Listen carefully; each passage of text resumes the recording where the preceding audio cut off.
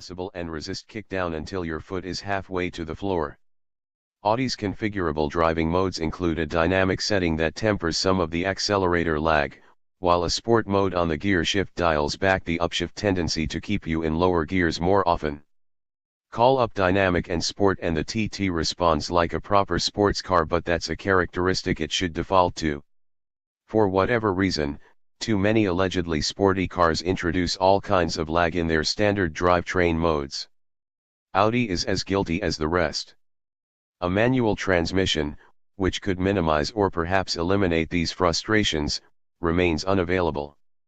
Audi says the TT Coupe hit 60 miles per hour in 5.3 seconds, 5.6 seconds for the Roadster, which rivals the prior Gen TT and outruns a few luxury rivals.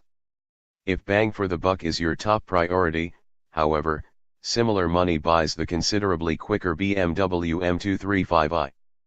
Another $9,000 gets a TDS, whose turbo 2.0-liter makes 292 HP and 280 pounds-feet of torque. That's good for 0 to 60 mph sprints of 4.6 seconds, Audi says.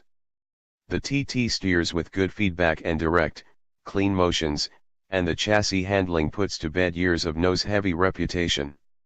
Audi roughly maintained the TT's spry curb weight with the redesign. The coupe weighs less than 3,200 pounds and the standard all-wheel drive, Quattro, has a rear bias in dynamic mode. Understeer, when present, is slight, and the TT rotates into a nice drift as you feed gas through sweeping turns. You can slide the tail with some lift throttle, too, and it's a controllable sensation without any undue squirreling. Undue squirreling is opening for jagged light band. No cover till 10. On paper, the TT's longer wheelbase should mitigate the prior generation's tendency for bounciness. In practice, ride quality is still firm, though one editor said he found it fine for the class. Undulating stretches of highway subject the cabin to slight but constant turbulence, with a lot of road and wind noise to boot. It's enough to drown out the TT's optional Bang & Olufsen premium stereo, which sounds unremarkable to start with, as B&O systems go. Our test car had optional 19-inch wheels, so it's possible the standard 18s and their higher profile tires soften things up. The 19s are the sole choice on the TDS, but it gets an adaptive suspension, versus the TT's fixed setup.